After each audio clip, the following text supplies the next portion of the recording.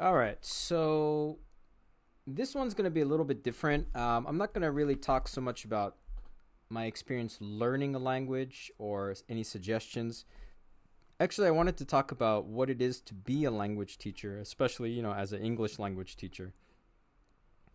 So I wouldn't say it's behind the scenes. I'm not revealing anything really secret. I thought it might be interesting for students to hear, what it is like to be a language teacher. What are some of the struggles, the day to day things, how I plan, my attitude towards teaching and things like that.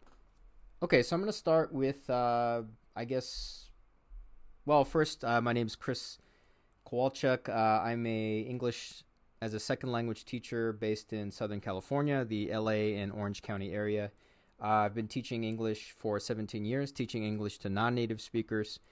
And I started in Japan in 2007, kind of went back and forth between the US and Japan. Total time in Japan was about 6 years. And then I've taught in different levels or different contexts. So, small language schools in Japan and in the US, and then a university, and then an adult school within a K-12 district, and as a community college as well. But mostly, I would say maybe 30% academic, 70% non-academic situations. And then for my own language learning experience, my mother's from Japan. And so every summer we went to visit family in Japan for about a month. So I have that exposure to Japanese. I did go to Japanese school on Saturdays, mostly just learning the reading and the writing. I didn't really speak Japanese that much at home because my mother speaks English basically perfectly. And around high school, maybe around 16 years old, I started to become, I was always like doing things in Japanese, reading comic books, playing video games in Japanese, watching cartoons, anime, things like that. But around age 16, I started to get really interested in it and started studying on my own. And then, let's see, around 20, around age 20, I went to Japan to study on my own, like in actual school. And anyway, that's kind of enough for now as an introduction. And I would say most of my studying or learning was on my own outside of textbooks and language schools. So I have that really influences the way I teach as well. So, what is my role? And I'm going to start with that one here. So, what is my role as an English teacher? I, these days, especially with AI, you have apps on your phone, Google Translate, all these different tools people have now to not only learn language, but also kind of not learn in a way, because your technology will take care of many things for you, automatically translate things, even audio. So in this 21st century, and it's constantly changing, what is my role? What do I see as my role? Well, we can't get stuck in the old ways of teaching, right? With the textbook and the teacher has all the knowledge and so on, right? And just ignore all of these new technologies. So I would say one of the things is I'm a motivator because, like I said, I did most of my learning on my own, whether it's through just watching TV in Japanese or talking to people, in Japanese or in Japan, of course, reading books, reading comic books, all kinds of ways to learn. And I was highly motivated, and that was the thing. But I know a lot of students, they want to learn English, but sometimes they're not so motivated, right? So I see myself as a motivator, an encourager, somebody who pushes students to get outside of their comfort zone. We have a lot of students who want to come to class and do the worksheets and they want to read the grammar, explanations, but they don't really want to talk that much. Or maybe they do want to talk, but they're just not comfortable and they kind of get stuck at the same level, or they keep advancing in terms of their test scores, but they just never really advance in a communicative sense.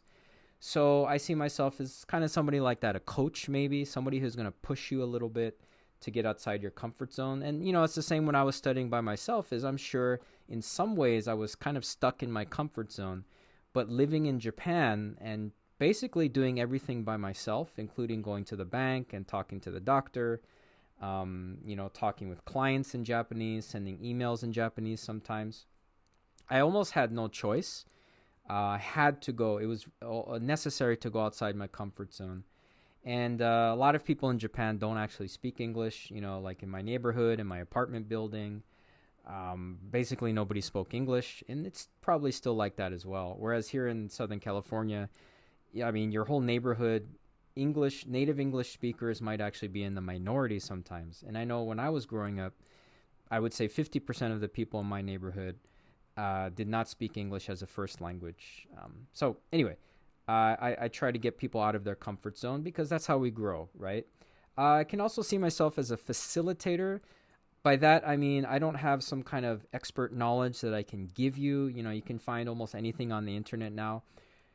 But what I try to do is act as a facilitator for language, make sure that people are using the target language, right? If we're studying present continuous, and students are enjoying their conversations, I feel like I want to make sure that they're using that present continuous and really getting that practice, helping them when they make mistakes, but most of all, constantly encouraging them to keep that communication going, keep that conversation going, and like I said, maybe even help them stay focused as well.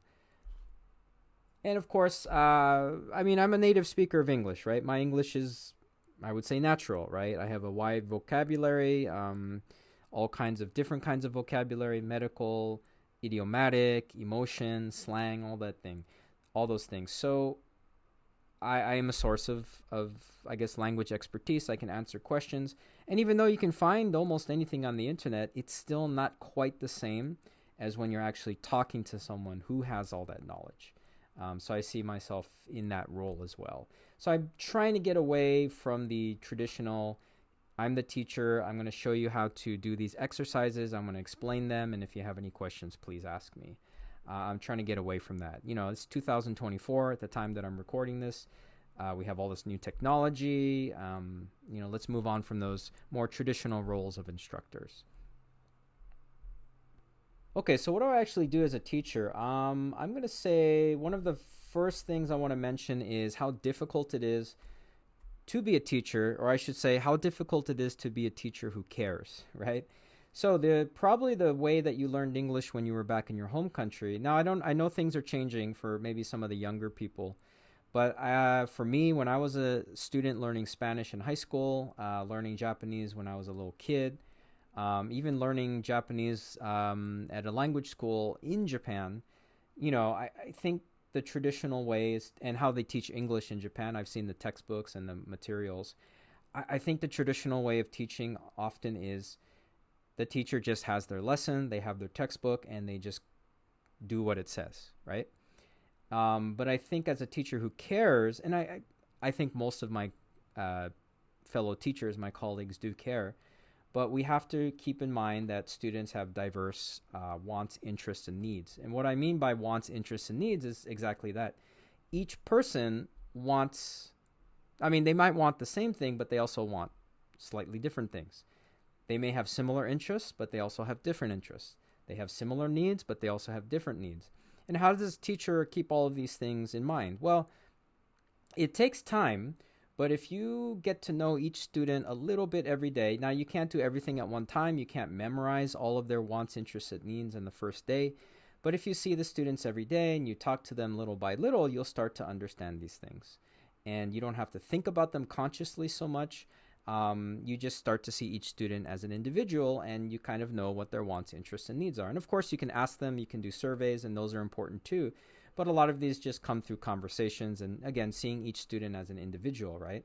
You can't do everything that everybody wants, of course, but you keep these things in mind, right? So, for example, if the majority of your students are retired and they're mostly interested in just improving their communication ability with neighbors, their grandchildren's friends, whatever, things like that, you're probably not going to talk too much about things like workforce training or finding new careers and things like that.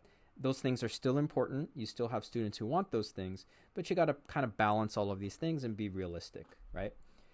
You also have to think about students' expectations, right? A lot of students have expectations that the teacher will correct them. The teacher will show them how to do something perfectly, right? The teacher will explain all the grammar. The teacher is going to help them learn. That's true, and I would say also not true, right? Now, you don't want to say, students, your expectations are wrong. You don't want to say that. Our expectations come from our experience, the way that we studied in our home country, the traditional way of learning, which is changing a lot, right? But we have these expectations, and the teacher, myself, has certain ideas about those expectations. And I think for me as a teacher, I try to explain my own opinion about teaching and learning, my own experience, and I try to say, hey, you have these expectations that you want the teacher to do these things. I understand that. What is your goal, though? Do you want to understand this grammar point, or do you want to communicate with people? Do you want to speak with a perfect, accent, I guess? Or do you want to communicate with people, right? Where are we putting our energy? Where are we putting our time? And sometimes students, their expectations are not really in line with learning or actually learning, right? Sometimes students have expectations that they're going to do all of these exercises and worksheets from the book. Okay, what if that doesn't help you, right? Because you've probably been doing all of these worksheets and using a textbook a lot. Has that helped you? How much has that helped you? And sometimes the teacher has to say, you know what, this is not very helpful. A little bit is helpful, but we can't keep doing these old ways of learning and teaching, right? At least not too much. So those are some of the things a teacher has to keep in mind. We have to remember some students are in class mostly just to socialize, keep active, which is good. That's okay too. Some students are in class because they want to get a new career, they want to get a promotion, they want to go to college. That's okay too, right? We have some students who just want to improve their conversation ability. That's okay too. Teachers got to keep all of these things in mind. The teacher is not a tutor, right? The teacher is not creating one lesson for each student, but a good teacher is kind of trying to balance all of these things. So why don't we get to my personal views of learning and how sometimes it clashes with the students' ideas of learning. I kind of mentioned this before, but the way I learned was mostly using what we call authentic materials, communicative language, real life situations, and very uncomfortable situations because they're difficult or new. So my personal view of learning, and I mean, it's not just me, a lot of people have it, but my view of learning is language. For most people, language should not be a subject that you study. If you want to study language, you study linguistics, right? That is an academic subject that you study. Why do these words have this pronunciation? Why is this grammar the way it is, right? What is the history of this word? Why does this word spelled this way? Where does English come from, right? That's all linguistics. That's English as a subject, right? The problem is, in my opinion, is that many times we approach language as a subject, something that we need to study and analyze. You don't want to make bad grammar mistakes like me want bathroom, right? I hungry. You don't want to be saying those things, of course, right? But ultimately what is language, right? It's a tool for communication. I want something, I want you to do it. How do I communicate that? Sometimes you don't even need to say anything, right? You can just use a gesture. Well, you've succeeded in your communication, right? You've gotten what you want. Sometimes even just your face, your expression on your face can communicate something and you've achieved your goal, right? So again, what is English, right? It's a tool for communication. If I don't want to talk to you, if I don't need anything from you, maybe I won't communicate at all. I won't say anything, right? So, and again, I think that's the problem a lot of times with the traditional way that we see language learning, is that we have our book, we have to study these things, we have the text, we're going to study this grammar, we're going to train our ears, so to speak, we're going to train our listening, we're going to listen to this CD, this 2-minute CD track 5 times, and then we're going to write down the answers, and that's fine, I think, as part of our learning, just maybe one part, okay? But ultimately, again, what is language? It's a tool for communication. I want to laugh. I want to see this comedy show. It's making me laugh. I don't understand this part. Okay, now I'm going to investigate. Why don't I understand this? Well, what are they really saying here, right? So again, in my view, and a lot of other people, language is primarily, it's a tool for communication, expressing ideas, sharing experiences, getting to know somebody, learning about somebody's history, tell me about your life. It is not something that we study for most people. If you want to study English as a subject, that's going to be more like linguistics, okay? The problem happens when there's a clash, right? Often we have students, and I don't think I ever had this problem, but I know it's common. I understand it because English can be very difficult. It can be very confusing, or any language. And so you want to, sometimes we want to break it down. We want to analyze it. We want to treat it like it's science or something where we're going to understand all these different parts and then we'll get it, right? Then we'll be ready. But what often happens is I don't want to say often, but sometimes we have learners who focus so much on the details of English that they forget that it's either not important in terms of communication, or they forget the communication part almost completely. And many students, I should say, of course, many learners can do both, right? They can analyze the language and communicate very effectively, and that's fine. But again, communication is still our primary goal, right? We have people who say, well, this grammar is not correct. This pronunciation is not correct.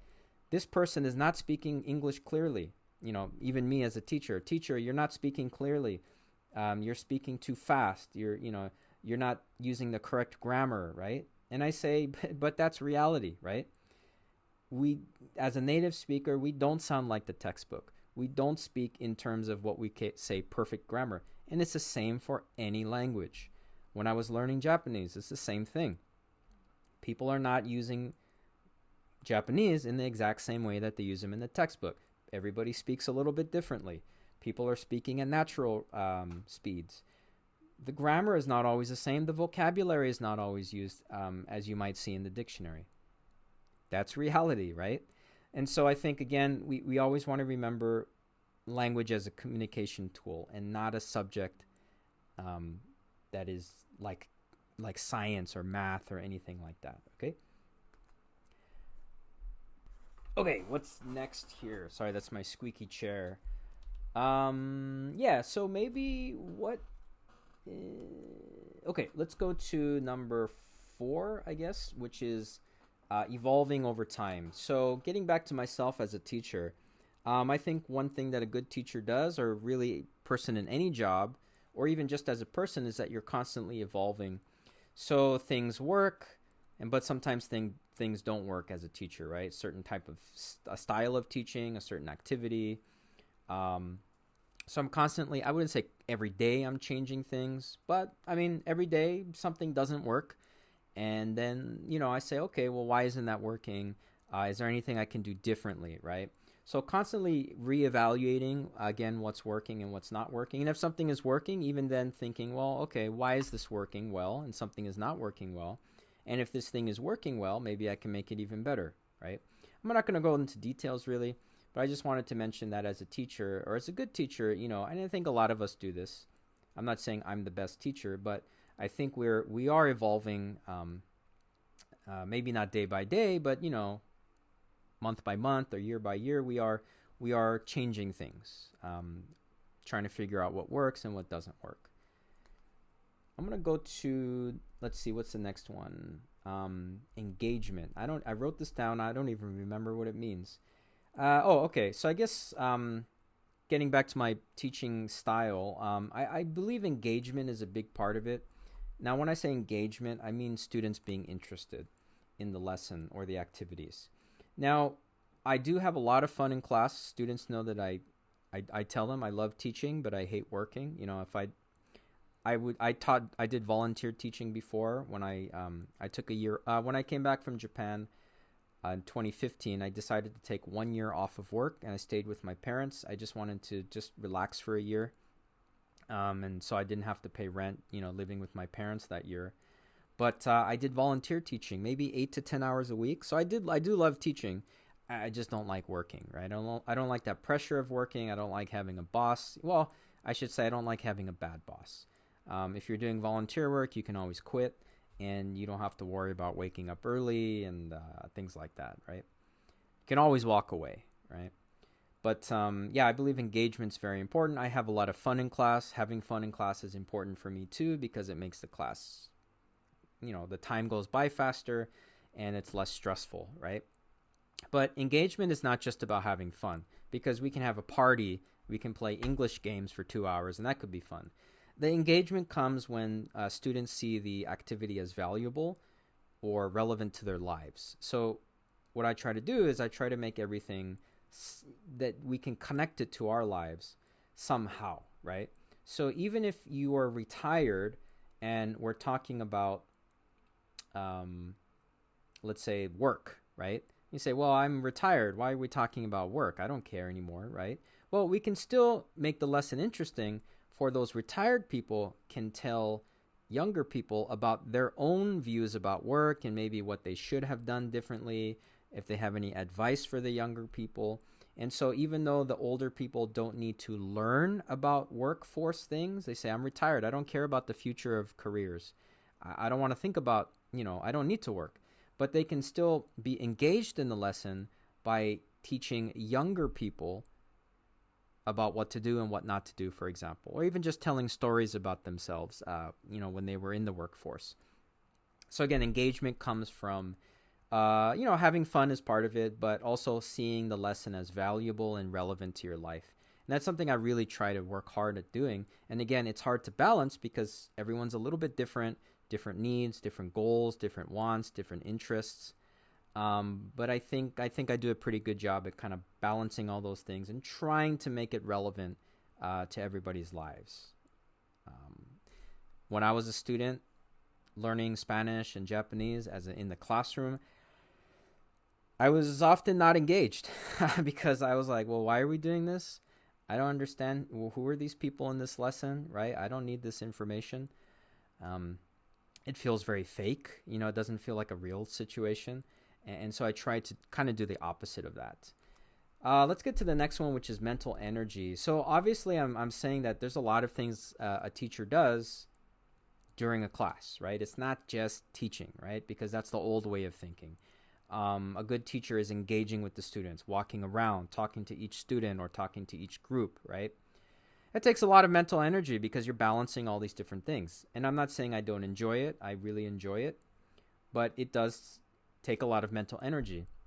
And so what I try to do is I try to, I guess, kind of preserve that mental energy. I try to do things like before, as I'm driving to work and then driving home from work, I try not to listen to any music or any podcasts. Kind of helps me settle my brain or keep my brain a little bit empty. I don't want to burn out, as we say, mentally. Okay, but it does take a lot of mental energy. But at the same time, I'm also getting a lot of energy from the students as long as they're participating and being engaged. So that's a big part of it as well. But I just like people to know and really understand how much work a teacher is doing. Because again, that work is not just lesson preparation and teaching. It's balancing all these different things. It's considering all these different factors among the students. That does take a lot of energy. And also just talking with students, I mean, that can take a lot of energy as well. But it's okay, and that's the thing is if you enjoy doing it, even if it takes energy, you don't mind, right?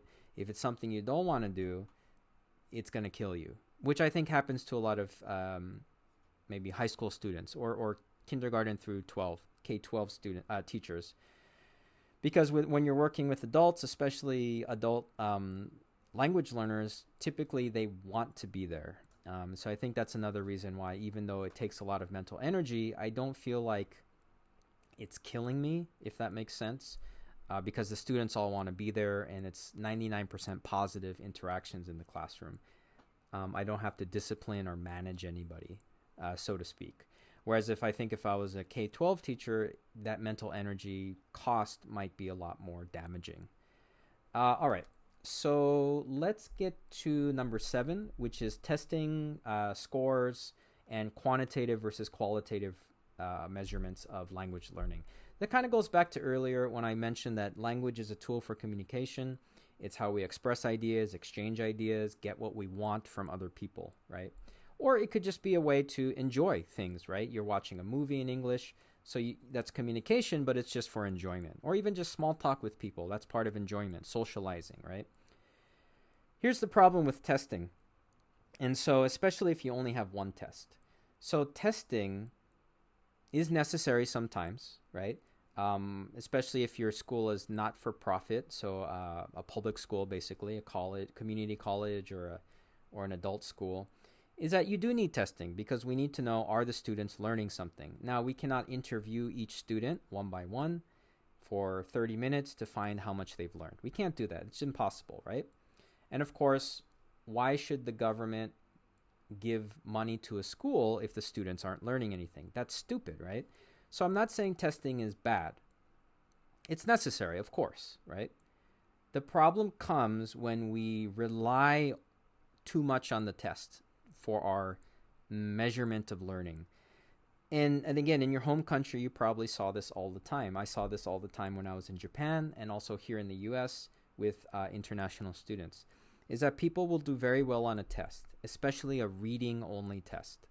They'll do very well. Then they'll actually go to that country, like they'll come to the United States, and they can't communicate in real life, right? It happens all the time. The problem is a lot of times we rely on these tests and we look at those tests and we say, hey, my English got better. Or your English is very good because your score is high. Or your score went up. Great, you learned a lot. We have the opposite problem sometimes. Oh, my score didn't really change. I've been at this school for 3 years. My score is not changing much. Yeah, but if you've been coming to class every day, you've been paying attention, you've been interacting, maybe your score is not really changing, especially if it's a reading-only test. But what else are you learning? You're learning how to communicate with people. Hopefully you're learning about nonverbal communication. You're learning about how to ask questions. You're learning how to respond to people. You're learning cultural information. You're learning about local tribal casinos. You're learning about local culture. You're learning about holidays. You're learning about Star Wars, pop culture, which is important for communication. You're learning about your children's K through 12 education because it's very different from your home country. You're learning slang, which is, again, necessary. Maybe you don't use that slang, but your kids are using that slang. Your kids' friends are using that slang. They're using that slang on TV. So maybe your reading score is not really improving or just a little bit each semester. But what's happening is you're becoming a better communicator. You're becoming more comfortable using English in your day-to-day life. You're learning vocabulary that's maybe not on the test, but that is necessary for real life. Okay? So all of these things you have to remember are part of learning. All right? So again, I'm not saying testing is bad, but if we only use the test as a measurement, and especially a reading-only test, that's going to be a problem. Now, there is always the option to have a really big test, which includes reading, writing, listening, and speaking. And those are great, but again, now we have to think about time considerations, cost, and so on.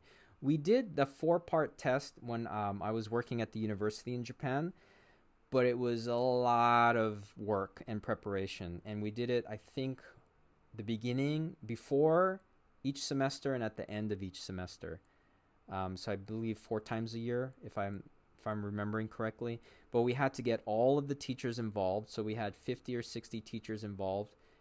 I don't remember if it took 1 full day or 2 full days. I mean, it was a huge thing. But we got a really good idea of the students' actual language ability.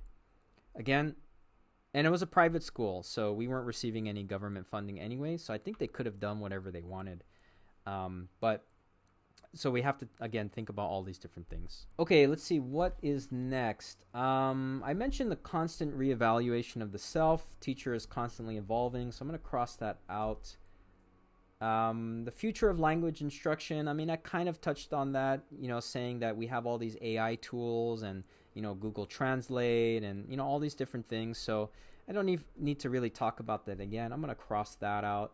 But basically, that kind of ties into what I said at the beginning is what is a teacher these days, right? Because it's very different to what it was even 20 or 30 years ago. So I'll kind of skip that one. I mentioned communicative approach versus studying English as a subject. I'm going to cross that out. Some of these notes I made yesterday, maybe they're kind of redundant. Yeah, so why don't I talk a little bit about going back to the daily, I guess, structure of my teacher, at least myself. So I go into work for my in-person job. I usually get there about 10 to 15 minutes early. Sorry, there's somebody doing landscaping. I'm going to pause for a moment. So I'll go into work about 15 minutes early, set up the classroom, say hello to all my coworkers and so on. Then I do my lesson, right? Now, I'll try to, I'll interact with the students a lot, but what I try to do is I try to do some planning for the next day while the students are doing their work. And the reason is, we as teachers, we get paid for a certain amount of work, right? Certain hours or whatever. So I don't want to work when I'm not getting paid, but I also know that that's part of the reality, right? I mean, I go into work early so that I can open the classroom and turn the lights on and turn the computer on and this and that. I'm not going to go into the classroom exactly when the class starts. That's impossible, right? And then I have to clean up the classroom, turn everything off, and put the books away and so on. So I understand that, I'm not going to get paid exactly for the amount of time that I work, but I want to minimize that time. So I try to set a goal for myself, which is about 30 minutes maximum each day for preparation outside of working hours. So that could mean, and that includes making copies as well. So for example, let's imagine that my class ends at 12:45 p.m.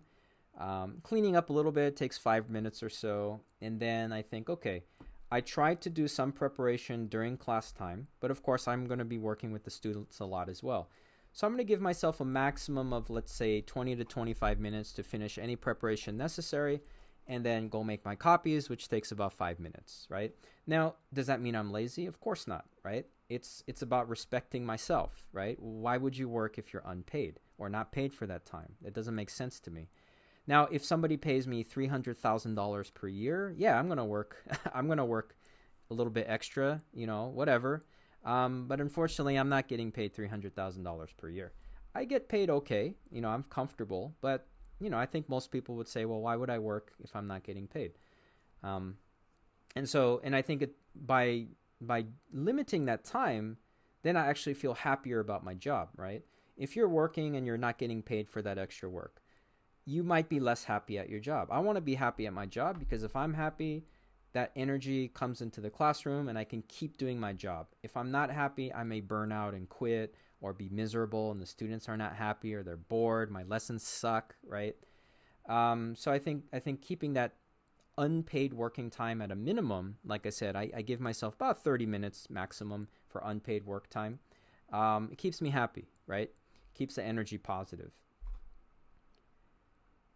My online class is a little bit different. I won't go into detail on that, but it's the same idea, is that I have a certain amount of hours that I'm paid for, and I'm okay with going a little bit over that, but not by too much.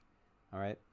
So while the students are working, I'm constantly thinking about, okay, what's going well, and then what are they not responding to? And all of these things will influence my decision for the next lesson. Now, I typically plan on a day-to-day basis. We do have a textbook which provides a structure for the entire, you could say the entire school year. If you follow the textbook, not every day maybe, but it kind of gives you an overall picture of the school year. And that's fine too, right? But I don't have a hard plan for that year where I'm going to follow something day by day. I'm going to, on this day in 2 months, I already know my lesson. No, that's not really possible. I mean, it's possible, but you have to be flexible, right? We also have other things happening, right? We have holidays happening, the presidential election. You want to spend a few days on that. There's some kind of crazy news. You want to spend the day talking about that. So you have to be flexible. So I try to do a plan on a day-by-day basis. The textbook helps, but again, you can't be too strict, right? You have to allow flexibility. Students want to learn something. Okay, you spend the extra day on that. So again, I think a day-to-day basis is fine for me. Nobody's complaining about it. This is not an academic course where in one semester we must learn these 20 different things and we must keep to a schedule. Of course not, right? This is a program where people come, people go anytime they want. People come 1 day a week. People come 4 days a week. People can take the class semester after semester after semester after semester. They don't need to progress. They don't need to leave the program. So as a teacher, you got to be super flexible, which is why I tend to plan on a day-to-day basis. So that's kind of my daily routine. I teach a split schedule. So I teach in the mornings and then I teach in the evenings. I do some online planning as well. I can kind of do that anytime I want. But I make sure to take a break between schools as well.